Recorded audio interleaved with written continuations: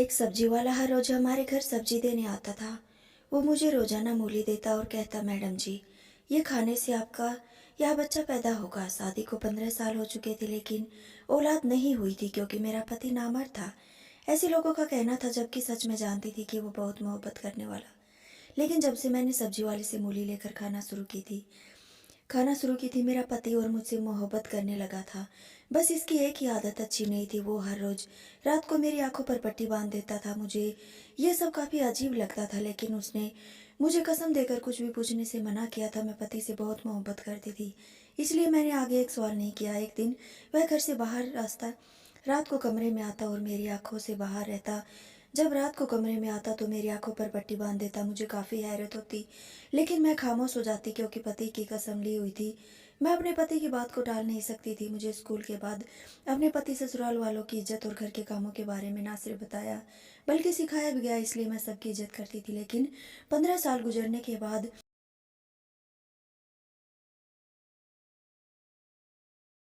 जब औलाद न हुई तो सास ने मुझे अजीब नज़रों से देखने लगी।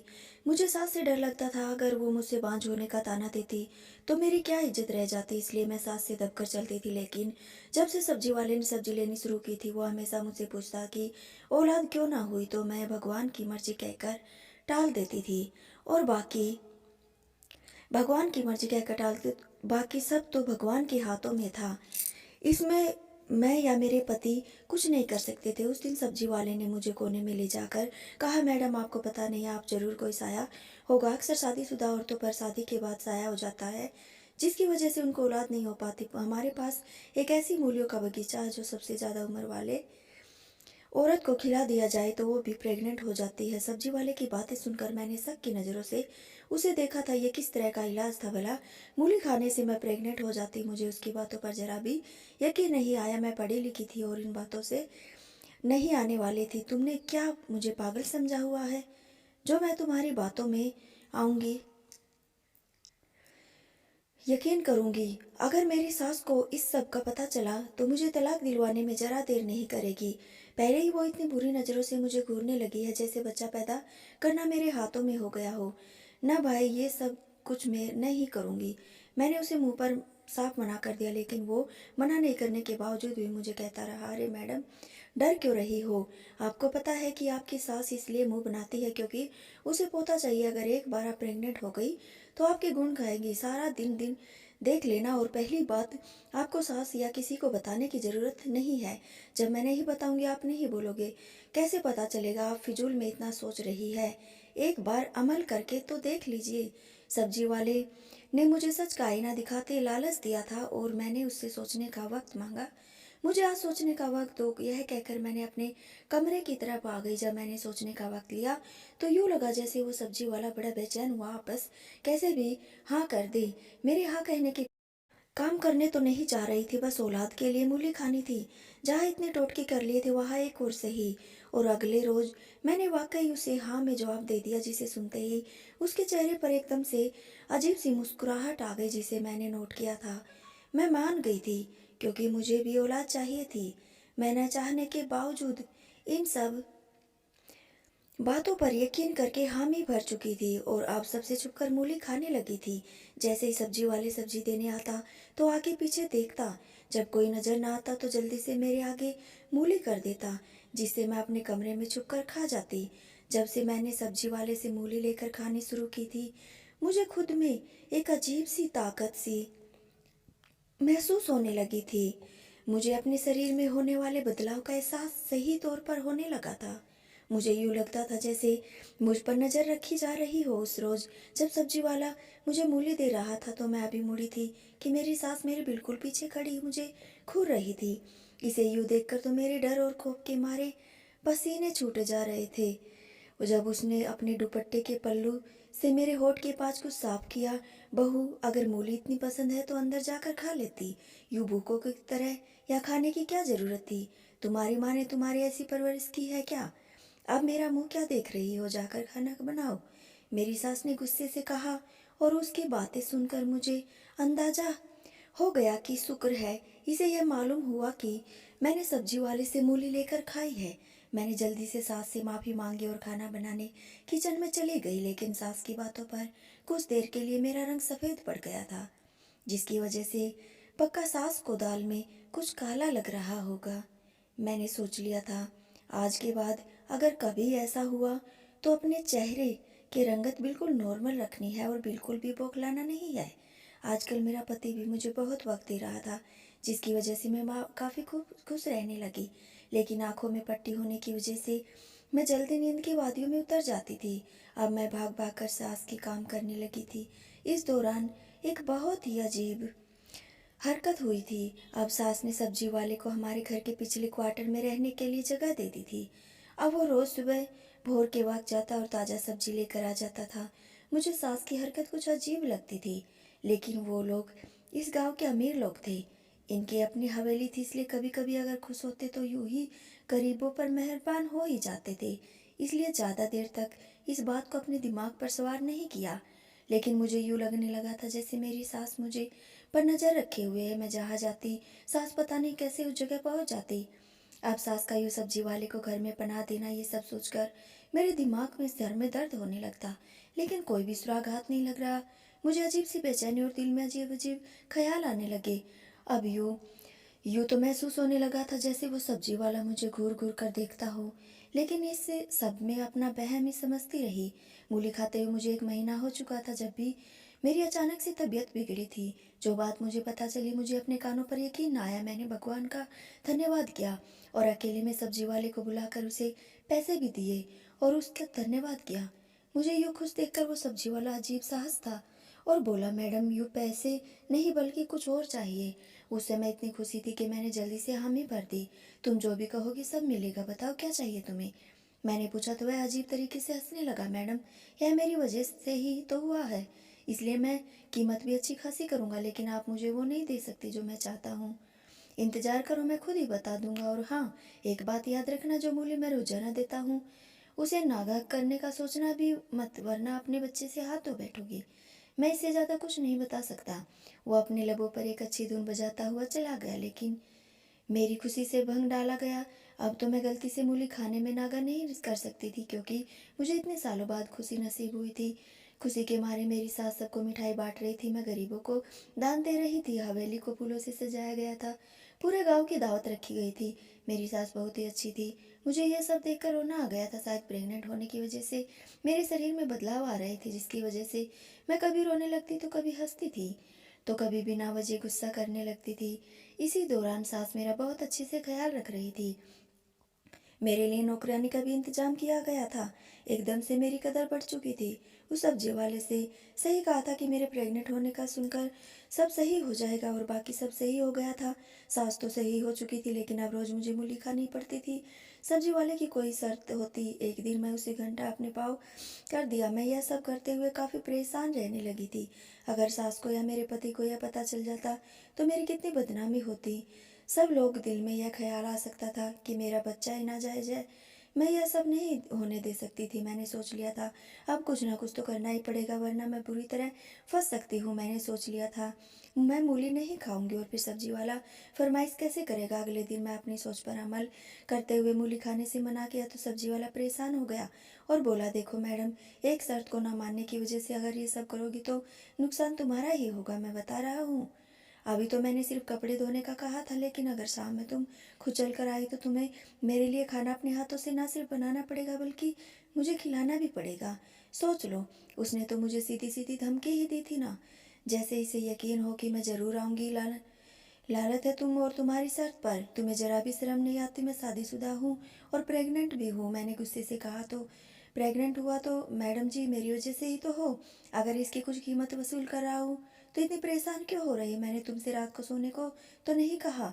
मैंने गुस्से में कहा कि तुमने जो करना है कर लो, मैं नहीं खाऊंगी मूली, मैंने गुस्से से कहा और कमरे में चली गई। 1 घंटे बाद मुझे अपने कमर और पेट में बहुत दर्द महसूस हुआ था। सास ने दाई को बुलवाया है, लेकिन कोई आराम नहीं आ रहा था। मुझे वो सब्जी वाला एक बार फिर खिड़की से नजर आया। मैंने सबको कमरे से बाहर भेज दिया और उसने मुझे जल्दी से वो मूली ला कर दी, जिसे खाने के 10 मिनट बाद ही ठीक हो गई थी। अब मैं पहले से काफ़ी बेहतर थी। मैंने दवाई भी खाई थी। इसके बाद वाकई मुझे शाम में खाना बनाकर उसे खिलाना पड़ा था। सास ने मना भी किया था, लेकिन मैंने कहा ठीक हूँ। मैं बहुत मुश्किल से उठी और खाना बनाए और कपड़े धोकर इस्त्री कर काम वाली से करवाई, उसे खुद देने गई थी। इसके बाद ही सिलसिला चल पड़ा था। मेरा 8वां महीना लग चुका था।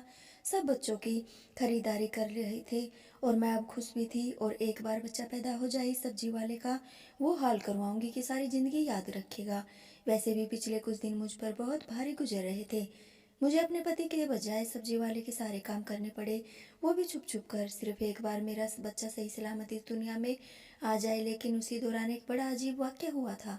मेरे पैरों पर सूजन आ गई थी। मैं आंगन में बैठी नौकरानी से अपने पैरों की मसाज करवा रही थी कि बाहर से शोर की आवाज़ आने लगी। मैंने जल्दी से उसे एक साइड पर किया और खुद जाकर बाहर देखने लगी तो वह सब्जी वाला खड़ा सास से झगड़ रहा था। मैंने ताजुब सास और सब्जी वाले को देखा। सास सब्जी वाले को जाने का इशारा किया था, लेकिन वो अपनी जगह से हिला तक नहीं था, ढीठ बनकर खड़ा रहा था। मुझे इसकी हरकत पर बहुत गुस्सा आया था।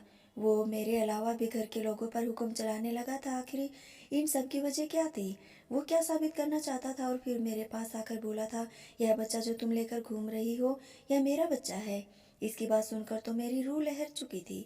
डर के मारे मेरे शरीर कांपने लगा था। वो ये क्या कह रहा था कि मेरे होने वाले बच्चे का बाप वो है? ऐसे कैसे हो सकता था? वह एक नया ड्रामा कर रहा था या बस धमकी देकर बदनाम करने की कोशिश कर रहा था? सास ने गुस्से में आकर उसे थप्पड़ मारा और एक अलग जगह ले जाकर अपने कमरे में अखबार में कुछ छुपा कर ला कर दिया। जहाँ तक मुझे समझ आ रहा था, शायद वो पैसे ही होंगे। क्या वो सच कह रहा था जो सास ने उसे मुंह बंद रखने के लिए पैसे दिए थे? क्या वाकई यह बच्चा मेरे पति का नहीं बल्कि सब्जी वाले का था? अगर ये सब सच था तो क्या सास ने जानबूझकर खुद ही ये सब करवाया था? लेकिन क्यों?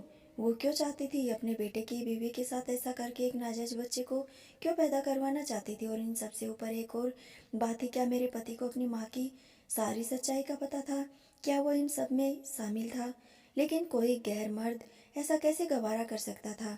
इसकी बीवी को कोई और इस्तेमाल करे? ये सब बातें सोच सोच कर मेरी अपनी तबीयत खराब कर ली थी। अगले रोज मैं बहुत ज़्यादा बुखार में तड़प रही थी। सब लोग मेरे यहाँ से भाग दौड़ रहे थे। मेरे पति लिए जैसे कदर परेशान था। मैंने अंदाज़ा लगाया था कि वह अपनी माँ की सच्चाई से बेखबर है। अभी तो ये सब बात की कन्फर्म करनी थी कि यह बच्चा वाकई सब्जी वाले का है या फिर मेरे पति का, क्योंकि मुझे तो ऐसा कोई भी हादसा नहीं याद नहीं था जिसकी बुनियादी पर मैं कहती कि यह बच्चा मेरे पति का नहीं। मैं पति से सीधा पूछकर इसे शर्मिंदा भी नहीं करना चाहती थी। मैंने सोच लिया था कि ऐसा कोई तरीका या प्लान बनाया जाए जिससे सच का पता भी चल जाए और मेरे पति के दिल को ठेस न पहुँचे। मैंने बच्चे की पैदाइश के बाद उसका छुपकर टेस्ट करवाने का सोचा था, लेकिन ज़रूरी नहीं जैसा हम सोचे वैसा ही हो। मेरे साथ इससे भी बुरा होने वाला था। एक ऐसा सच सामने आने वाला था जिसके बारे में मैंने कभी सपने में भी न सोचा था। अगले कुछ दिन मैं दोबारा से बिल्कुल सही हो चुकी थी, लेकिन उस रोज़ सास मौजूद नहीं थी। मुझे कोई नौकर भी नज़र नहीं आ रहा था और पति तो आते ही रात को थे। अभी कमरे में आई गई थी कि अचानक से मेरे कमरे में आया था। इससे पहले मैं उसको देखती कि मेरे मुंह पर रुमाल रखा और मुझे बेहोश कर दिया था। इसके बाद मुझे नहीं मालूम कि कितनी देर तक बेहोश रही थी। जब आँख खुली तो मैं एक बहुत ही शानदार कमरे में थी। मैंने घबराकर दरवाज़ा खोलने की कोशिश की, लेकिन नाकाम हो गई। मैं बिस्तर पर बैठी रोने लगी थी। मुझे मालूम था ये सब उस सब्जी वाले का ही काम था।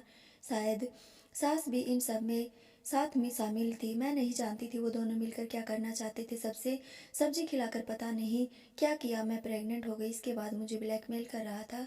फिर सास सब्जी वाले की बातें मानना, उसे ढेरों पैसे देना, इसके बावजूद भी सास का मेरा ख्याल रखना, ये सब बातें सोच से बाहर था। पर अब ये यूँ अगवा होना सब कुछ अजीब था। अगर अब किसी को मेरी गुमशुदगी का पता लग जाता तो सब मुझे भगोड़ी और चरित्रहीन कहकर बुलाते। मैं सोच सोच कर और ज़्यादा रोने लगी। उस वक्त अचानक दरवाज़ा खुला और मेरे शक के मुताबिक वो वही सब्जी वाला था। उसे देखते ही मेरे उसके सामने हाथ जोड़ लिए और मुझे जाने दो, मैंने क्या बिगाड़ा है तुम्हारा?